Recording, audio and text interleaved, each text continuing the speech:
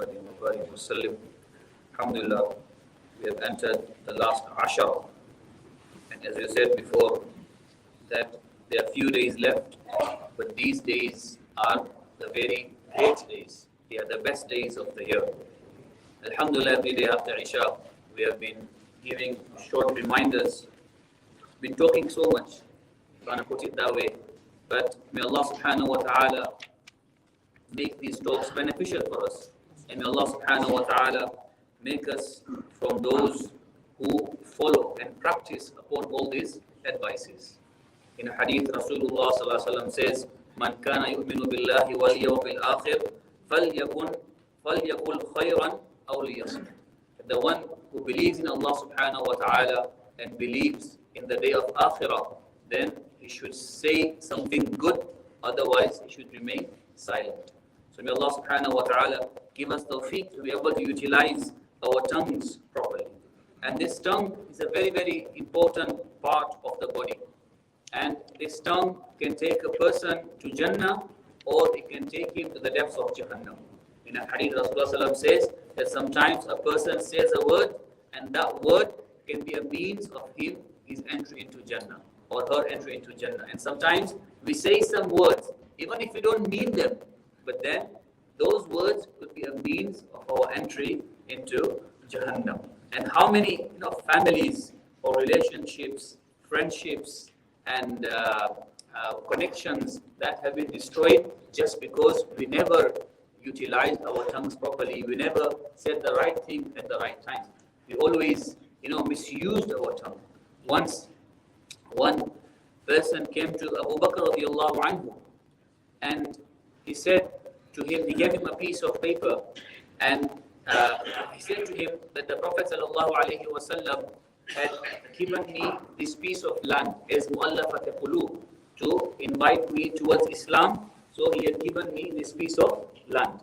Now, at the time of Rasulullah sallallahu alaihi wasallam, before Islam spread, one of the categories of recipients of zakat was mu'allafat qulub, that you could give zakat to people who are not yet Muslims. And when you give them the zakat, then it would make them more inclined, and then they would become Muslim. But now this category was abolished because that hukam is not there anymore. Islam is established. So now this person came to Abu Bakr radiallahu anhu, and he said to him that this piece of land was meant to be given to me by Rasulullah sallallahu alaihi wasallam, and now I have come to claim it. So Abu Bakr radiallahu anhu, he wrote on a piece of note and said to him, go to Umar radiallahu anhu and get him to sign it as well. Get it confirmed by Umar radiallahu anhu. So this person, he goes to Umar radiallahu anhu and he says to him, this has happened, and Abu Bakr radiallahu anhu is requesting that you certify this and also agree on this. So Umar radiallahu anhu took the slip, read it, and he ripped it in half. What did he do? He ripped it in half. Now this person becomes really angry, and he goes to Abu Bakr anhu and he asks him a question. He says, who is the Khalifa, you or Umar? What he said to him, who is the Khalifa, you or Umar? Now, what he meant was that you are the Khalifa. If you say the word, everyone should obey. Sami'na wa ta'na. Because in Islamic Khilafah, whatever the Khalifa says, we have to follow. But look at the words that Abu Bakr radiallahu anhu used. What does he say? That Umar had more right to be the Khalifa. Umar had more right to be the Khalifa, but they just made me the Khalifa, and now I'm just sitting here as a Khalifa.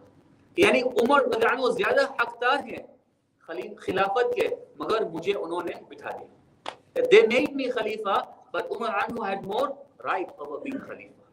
Subhanallah. He could have said many things, yes, but look how he diffused the whole situation. And at that moment, Umar radiallahu anhu also entered, and they discussed, and Umar anhu said that at that time of Rasulullah sallallahu alaihi wasallam was mu'allafat qulub, but now Islam is established. If he wants to stay on Islam, he can stay. If he doesn't want, let him go. Because Islam is established now. In the dina inda Allahi, Islam is finished. So this is the power of our words. This is the power of our words. And so we need to, number one, we need to think before we speak. We need to think before we speak. As in Urdu they say, pehle tol, phir bol. Then one is to speak less And also when you want to speak, then you should think before you speak. Because many times what happens is we end up speaking and then later we regret. Oh, why did I say that? I should not have said it. And then we go and apologize, alhamdulillah. But then already the heart is there. The hurt is already in the heart. So we have to be very, very careful as well. That thing we need to say will be beneficial, or can I say it in a different way? So always think. If you make a habit of thinking, many times we just say whatever comes to our mind. May Allah subhanahu wa ta'ala save us from that habit. And every word is being recorded. In the Quran, Allah subhanahu wa ta'ala says, مَا يَلْفِظُ مِنْ قَوْلٍ إِلَّا لَدَيْهِ رَقِيبٌ عَتِيدٌ. That any word we say, but in front of us, there is the two angels, Raqib and Atid, and they are recording each and everything. And if you happen to make a mistake, then seek istighfar. And if you have wronged someone, you've said something wrong to someone, then at once go and seek forgiveness. And this will help you control your tongue as well. And some ulama also say that maybe keep a charity box on the side as well. That every time your tongue slips, every time you say something wrong, or you harm someone using your tongue, then put some charity in the box as well. That will help you as well. And a wise man once said that Allah subhanahu wa ta'ala created us with a tongue. And this tongue is such a part of the body which has no bones, so that it cannot hurt anyone. It has no bones, but so that it cannot hurt anyone. But if you look at it, the tongue is the tool that we use to hurt people the most. The tongue is the tool that we use to hurt people the most. Many times, if you hit someone, that physical harm will heal. But if you hurt someone using your words, your tongue, then that takes longer to heal. Once Luqman Hakim was asked that how did you gain wisdom? We call Luqman Hakim even today, inshallah, in Taraweeh, we recite his advices of Luqman Hakim that he gave to his son. So he was asked that how did you gain wisdom? So he said, I closed my mouth and Allah subhanahu wa ta'ala opened my heart.